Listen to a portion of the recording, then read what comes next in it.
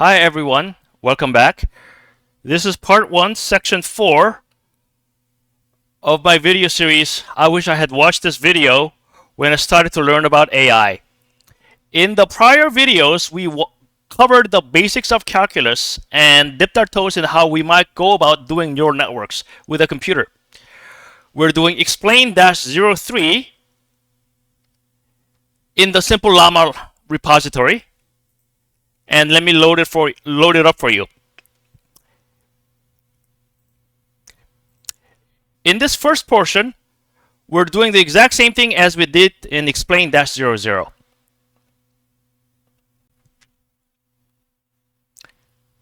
The central question is, how do we update the value class to do this partial differentiation or piecewise differentiation? We're going to add a new item in the value class called .grad for gradient. And we also need to add a backward method to calculate the gradient at each step. So where do we start? Recall, whatever x is, d of x with respect to d of x is always going to be 1. And we also have the chain rule. So when we go forward, that is when we are calculating the output expression, when we go backward, we need to distribute the grad from the output back towards the input. So for add, it's very, very simple. dl is 1. dl is dl times dl, which is still going to be 1. dl is dl times dl, which is still going to be 1. Now for multiply, it's a little bit more interesting. dl is 1, and dl is dl times dl, which is 1 times b, or 3. The 1 here in the multiply is just showing you that we need to keep track of the incoming gradient from the result of the forward, and then we're going to be tracking that back towards the inputs. So dl is dl times dl, which is 1 times b. And dl is dl times dl, which is 1 times a. Think on it. Now for the power operator. It's pretty much the same thing. dl by itself is b times a raised to the power of b minus 1. The 1 times here is showing you that we need to keep track of this. The dl times b times a raised to the power of b minus 1. Now let's jump right into the code. So we have the data field, which we had before. We have the grad field.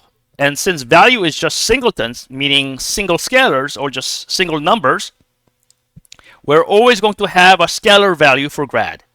And we just initialize it to 0. The backward method here is a no-op by default. The pref slot is for the sub-expressions that we're going to keep track of. Op and label are just for pretty printing purposes. So the add here, what do we do? We're doing add out equals s plus o. So what are we doing in the backward operation? We are saying that s.grad is 1 times out.grad. Now, why do we have the plus equals here? I'll show you in a minute. And o.grad is, again, the same thing. For addition, the incoming gradient is just chained backward, always. Now for multiply, it's a little bit more challenging. Out equals s times o. So d out ds is nominally o. But we need to keep track of the incoming gradient. That is why we're multiplying by it here. Remember that the incoming gradient is always out.grad. Out is s times o. Out.grad is the incoming gradient for the backward half. D out do is s. But in order to calculate the full partial gradient, we need to keep track of the incoming gradient. That's what we're doing here by multiply of out.grad. The exact same pattern holds for POW, and exponentiation. Now, why are we reusing out.data here for EXP? Because the natural logarithm value, e, the Euler number, e raised to the power of x, the derivative of that was with respect to x is exactly e raised to the power of x. And we just multiply again by out.grad. The expression for tan h, or hyperbolic tangent, is e raised to the power of 2x minus 1 divided by e raised to the power of 2x plus 1. When we calculate the gradient, it is just 1 minus t squared. T is what we just calculated here, times, and the grad is that, times out.grad. Rmul and Radd is a Pythonism called reverse add multiply, etc. Now for the reverse multiply, we're just implementing it as s times o. Why? Because o times s is the same as s times o. This is known as the commutative property. For division, since we already have the power operator, we're implementing it as s times o raised to the power of minus 1. Same for Radd. S plus O is the same as O plus S, add commutes. We just reuse the code to implement the backward operation. And for subtraction, we're implementing it as addition after a negation.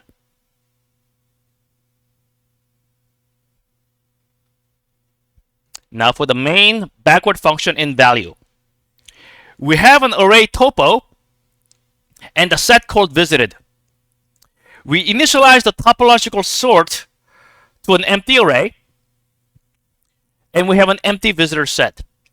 With whichever node that we start this DFS with, S, in this case for or self, we call DFS of S. If the node was not seen before, then we add it to visited. We recursively call DFS for all of its children, then we add V to topo, to the end of topo. We initialize the grad value of S to 1.0, then we recursively call DFS for all of its children, and when we're done, we add node to the end of the topological sort list. Meaning the initial node that we start off here, which is S, when we call DFS of S, S is going to be at the very end of the topo list. And that is why we're iterating through the topo list here in reverse order. The very first node we evaluate is just going to be S. Because S winds up at the very end of the topo list. Why? Because we're looking at topo in reverse. We'll hit that first. Again, how does this happen? In recursion for DFS, we do the DFS of the children first. Then we add the node to the topo list. So the children nodes get added before the parent, and that's why the original node S winds up at the end of topo. This is just a drawing framework for showing graphics. So here is a expression that we're trying to find the partial gradient to. Now, why are we introducing E here? It's because we're just saying that E equals A times B just to simplify from D equals A times B plus C. And now D equals E plus C. We're just making it more explicit.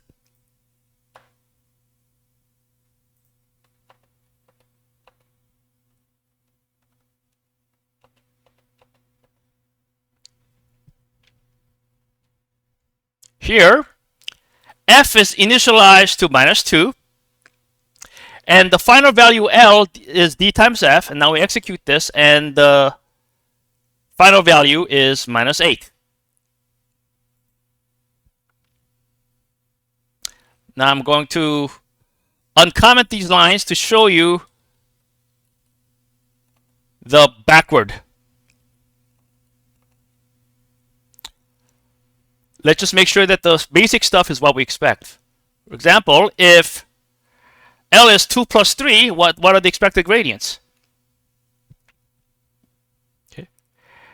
So the value of the add is 5, and the outgoing gradient winds up being 1, because that's what we set it to.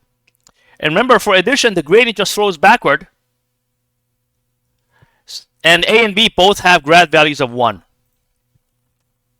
Now, what happens for multiply? The value is 6. dl respect to A is B. Sorry.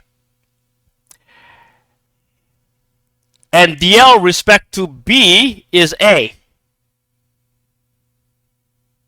So that works. Now, what about for A cubed? The resulting value is 8. And the grad is 3 times A squared, which is going to be, for A of 2, is going to be 12. So it actually does work. So now let's double check each piece of this graph. And we can do that here in this function simple one. It is the exact same calculation that we did before, except now we're doing it twice. And we're basically calculating the differentials manually. And we're adding h to L down here.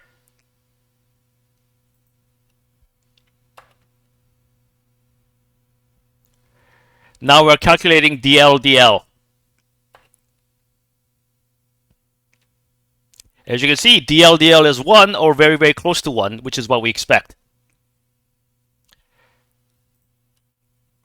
Now, f.data plus equals h.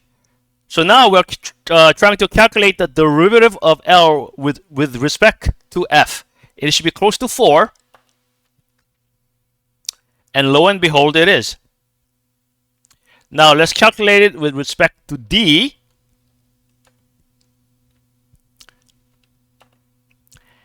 And it should be very close to minus 2. Then lo and behold, that's what we have. Now we're calculating it with respect to E. And it should be minus 2, which is exactly what it is. Now we're going to recalculate it with respect to C. Sorry.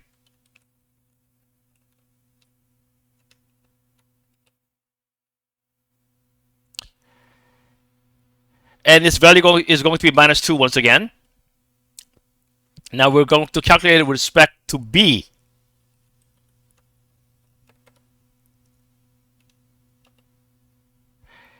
And B dot grad is minus 4. Look at that. We're going to do the partial derivative with respect to A.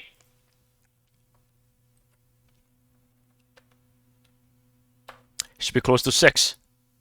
And that's exactly what we get back. Okay, so what did I just show you? I just showed you that by doing basic math, we can calculate the partial derivative of any part of your expression graph, no matter how complicated it is, just by doing simple arithmetic and doing it piece by piece. And that is exactly how PyTorch does neural networks. It's because we can figure out what the derivatives are for whatever complicated expression that we might be able to generate for a neural network. So now let me show you why we have the plus equals here. In the value class, remember that? We had the plus equals. Let me scroll up for you, just to show you once again. The plus equals. We had the plus equals here.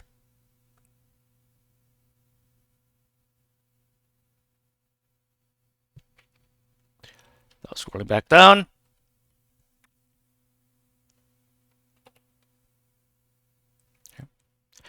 When we have multiple uses of the same expression, we have no choice but to distribute the incoming gradients back out to each of the incoming arguments.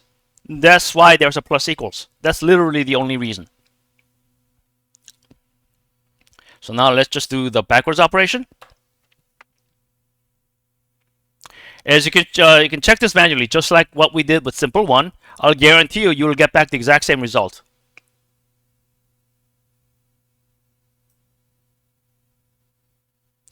You'll be able to calculate each of these dot grad piece by piece manually. So here's the plot of 10H. I'm just showing it to you.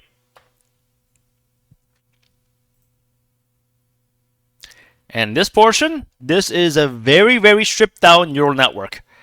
In the end, we have a simple matrix multiply. And then we have a 10H at the end. And this here is what we get back.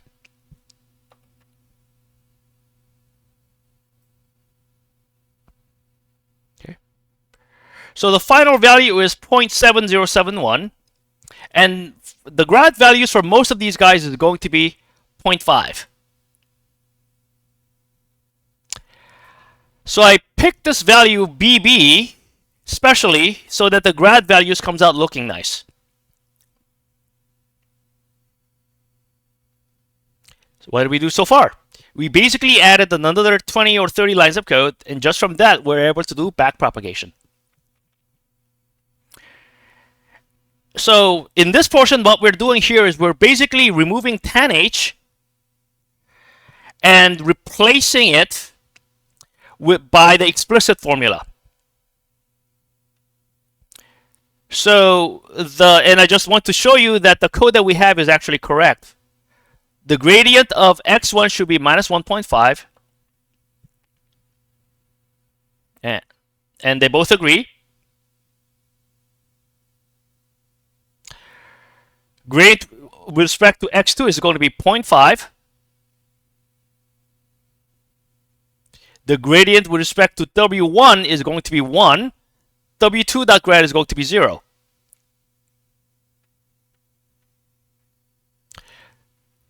Now the next here is just doing a sanity check using PyTorch. So x1 is 2, x2 is 0, w1 is minus 3, w2 is 1, and I make sure that they all require grad, and the output is sent through 10H, and I'm just going to print it out. I can't show you the graph for this because the traversing PyTorch computational graph, it can be done, but it's a little more involved. But I can at least show you the grad values. Lo and behold, they are exactly the same. Now let's move on to an actual neural network. This simple little setup right here is going to be very, very close to how PyTorch does things. Not exactly close, but pretty close. But for now, go along with how I set up the classes. W is just going to be an array of numbers n in long. And B is just a single value and stands for bias. We're using the value class, and we're not using PyTorch.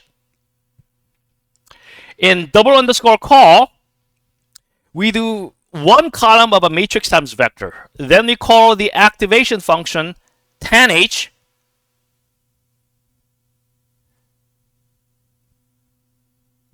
and then we return it. Parameters are just basically the list of W's plus the B. Okay? W is already an array, and we're just appending B to it. Layer is basically doing matrix times vector. The matrix is n out rows by n in columns. The vector x is length n in. The matrix multiply results in a vector of length n out. In MLP, we're basically going to have a few copies of these layers. So that's the code. And now here's a sample input, XS.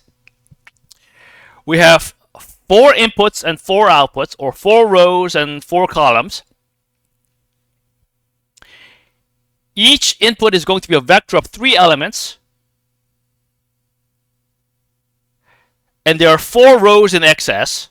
YS has 4 values, one for each row in XS. So what does this mean?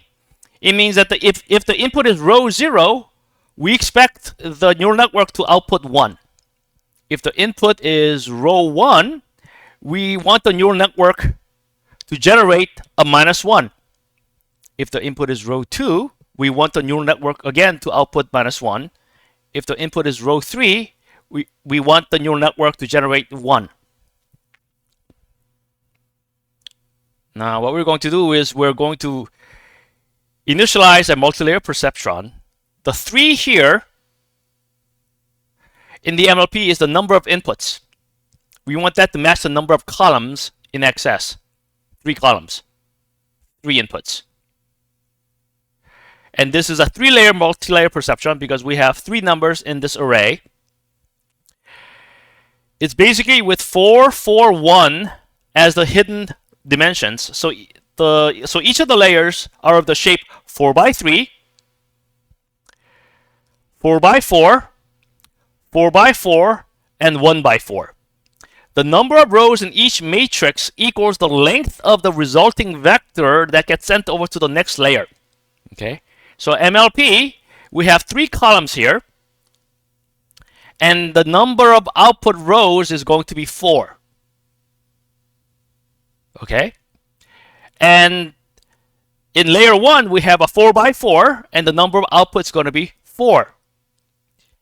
In layer 2, we're going to have 4 inputs, but there's only going to be 1 output. Right? So that's what the shape of the neural network is.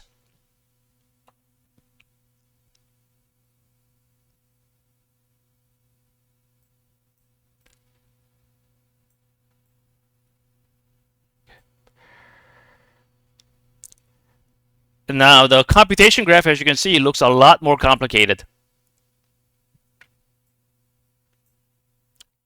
The reason why it looks so complicated is because we're basically doing a matrix multiply just piece by piece. And towards the end, we're going to have a tanh.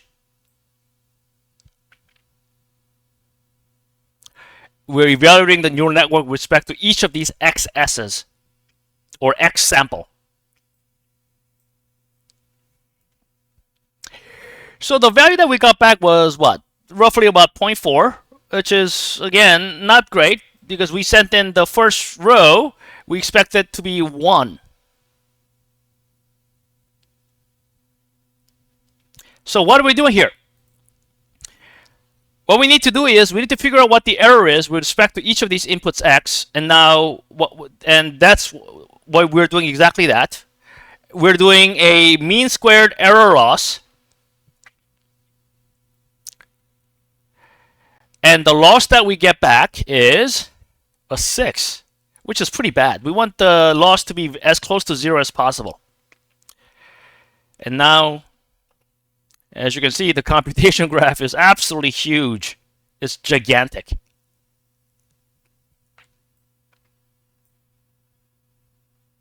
Okay, it's ginormous.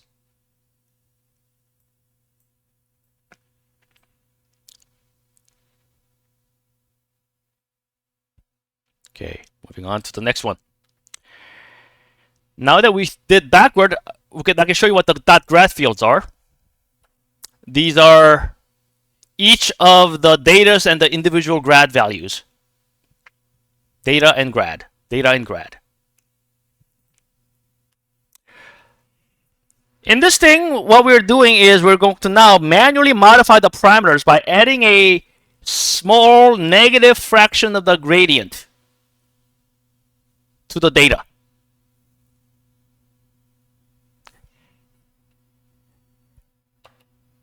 And then we're going to reset the grad values to 0. And now we're calculating the Y outputs again, and then we're going to print the loss. Look at that. The loss decreased. Take a look. It was 5.7 here. Above, it was a 6.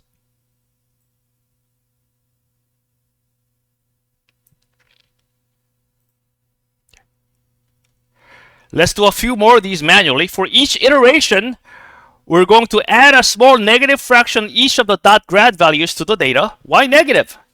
As we discussed in explain-01 and explain-02, the intuition here is that we need to modify the data, the dot data, towards the lowest, zero loss.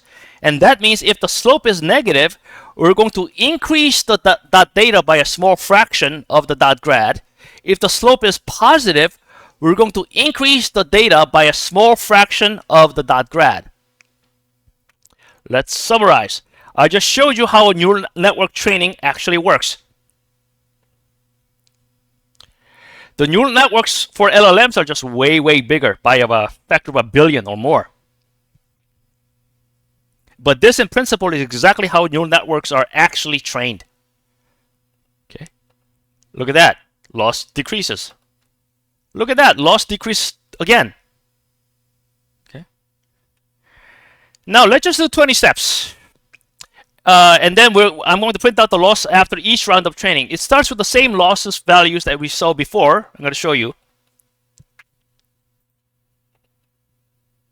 Look at that. So why do we have the same loss values? The reason for that is because we initialized the random number generator in exactly the same way. You need to be very, very careful.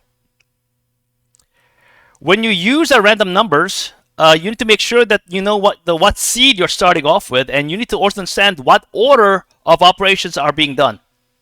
Okay? Because if you change the order of operations, you might get back slightly different results. So that, ladies and gentlemen, is how neural networks are trained. So if it's this easy, why is it so hard? Choosing the loss function can be hard. Settling on a neural network architecture, that is the actual connectivity, that is how are each of the layers connected to each other, can be difficult. Finding the right activation function can be difficult, and sometimes the neural network just doesn't train well. And if that happens, you have no choice but to start over with different tweaks to your neural network design. Up next in explain-04, I'm going to show you how to calculate the gradients for matrix multiply and matrix times vector. It is simple but annoying. And this concludes Part 1, explain-03. Thank you.